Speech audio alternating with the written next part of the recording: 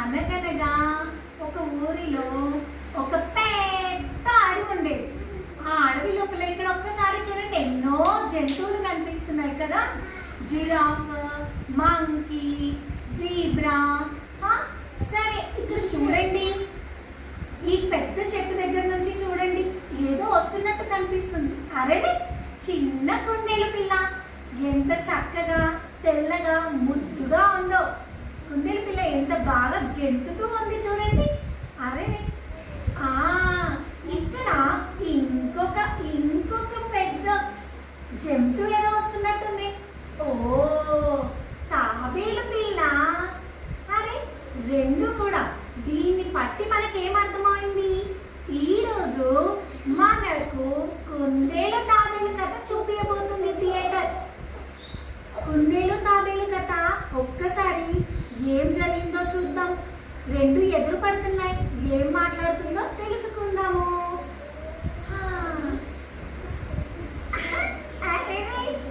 తాబేలు తాత ఎలా ఉన్నావు, బాగున్నావా, అంతా మంచిదేనా, ఏమిటి అని అడగా. ఏమిటి అలా మాట్లాడుస్తున్నావు, నేను బాగానే ఉన్నాను, నువ్వేంటి ఇటువైపుగా వస్తున్నావు.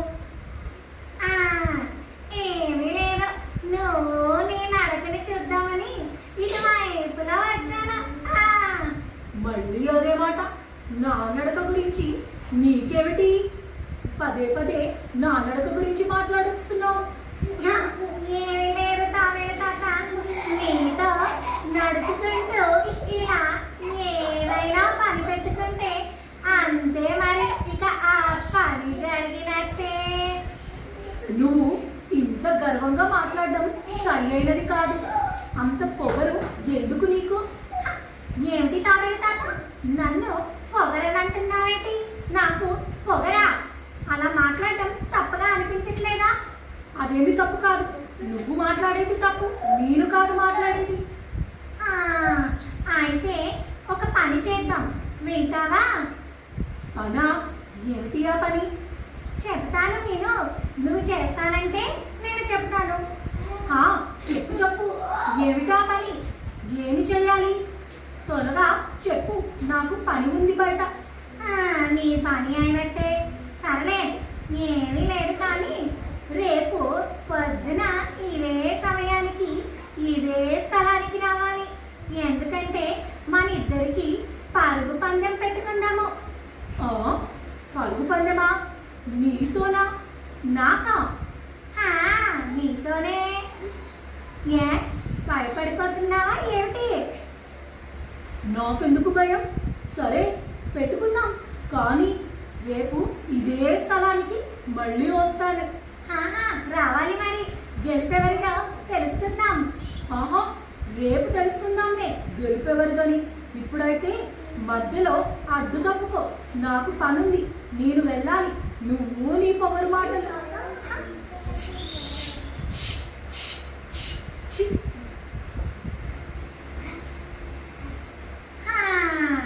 ఈ తాబేలు తాత నాతో పరుగు పందానికి ఒప్పుకుంది. ఎంత పట్టుదలతో ఒప్పుకుందో, మరి గెలుస్తుందో లేదో చూద్దాం. ఈ సంగతి అంతా కూడా నేను అడవిలో ఉన్న నా స్నేహితులందరికీ చెప్తాను. ఓ కోతి మామా, రేపు మాకు మరియు తాబేలు తాతకు పరుగు పందెం ఉంది, నువ్వు రావాలి. ఓ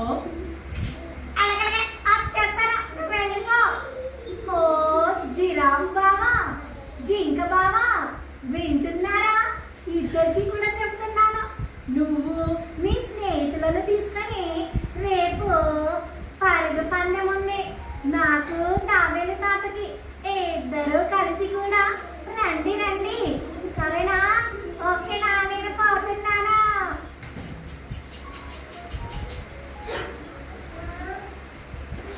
ఇంతలో అన్ని జంతువులు కూడా ఆలోచించసాగాయి. ఎప్పుడెప్పుడు పరుగు పందెమా, ఎప్పుడెప్పుడు తెల్లవారుతుందా అని. ఇంతలో చీకటి అయిపోయింది, రాత్రి అయింది. ఏ జంతువులకి కూడా నిద్ర పట్టడం లేదు. ఇంతలో ఇక్కడ నుంచి జిరాఫ్ బావ ఒకటే అంటుంది, ఓ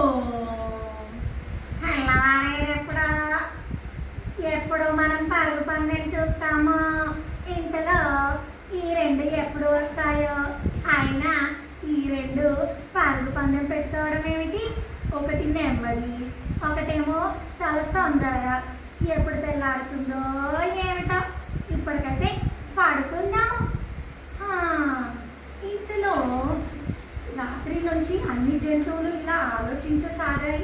ఇంతలో మెల్లిగా చీకటి పోయి తెల్లవారుజామున సూర్యుడు వచ్చేసాడు.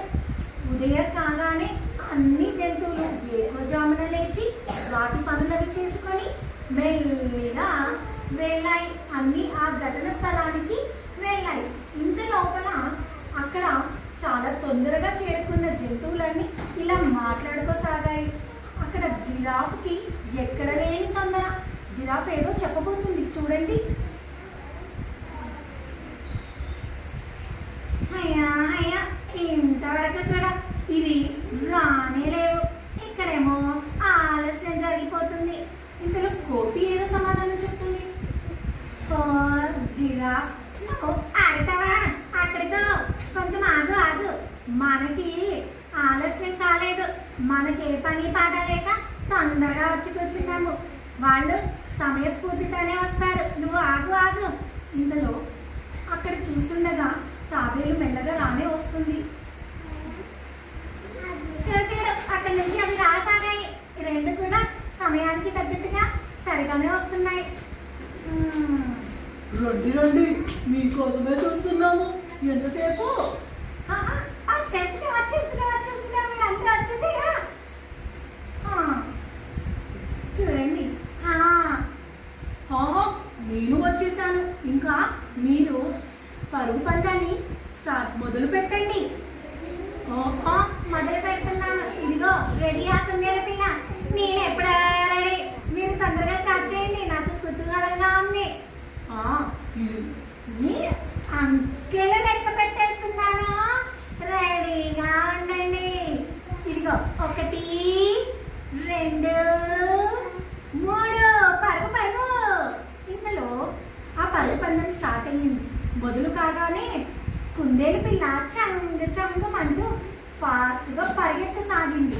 ఆ పరిగెత్తడంతో కొంచెం దూరంగా పరిగెత్తి ఒక పెద్ద చెట్టు కింద చూసి నిలబడి వెనక్కి తిరిగి చూసింది. అయ్యయ్యా, ఇంతవరకు ఈ తాబేలు కనబడడమే లేదే. ఎక్కడుందో? తాబేలు తాత రావడానికి ఇంకా టైం పడుతుందిలే. ఇది గెలిచినప్పుడు అది వచ్చినప్పుడు నేను చూసుకుంటాను. నేను ఈ పరుగు పందెం వలన చాలా పొద్దున లేచాను. కాసేపు విశ్రాంతి తీసుకుంటాను చెట్టు దగ్గర అంటూ ఆ కుందేలు అక్కడ కూర్చొని పాడుకొని ఉండిపోయింది. ఇలా కాస్త నిద్రలోకి జారుతుంది. సరే, ఇలా ఆ సమయాన తాబేలు మెల్లిమెల్లిగా రాసాగింది. మెల్లిమెల్లిగా వచ్చి కుందేలుని చూసింది. పడుకున్నావా? పడుకో. నిన్ను నిద్రలో నుంచి లేపను కదా. నేను జరపను, కలపను. నిశ్శబ్దంగా నేనే గమ్యానికి చేరుకుంటాను.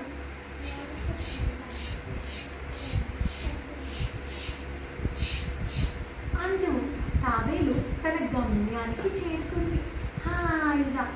ఇంతలో కుందేలు నిద్రలో నుంచి లేచింది.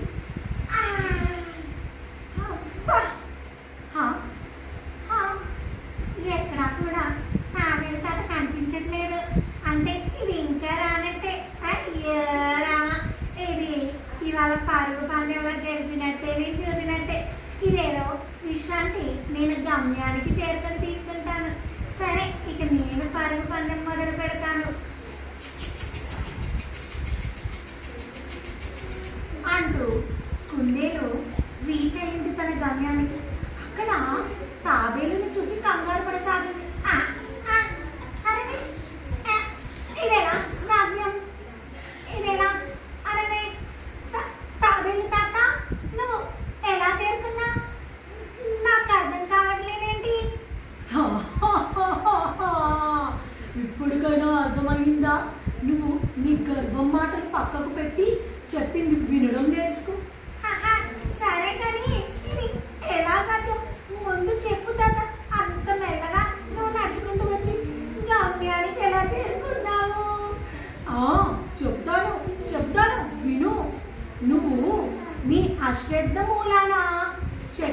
కింద నిద్రపోయావు. అదే సమయానికి నేను నిన్ను చూస్తూ గమ్యానికి రీచ్ అయ్యాను. అర్థమవుతుందా?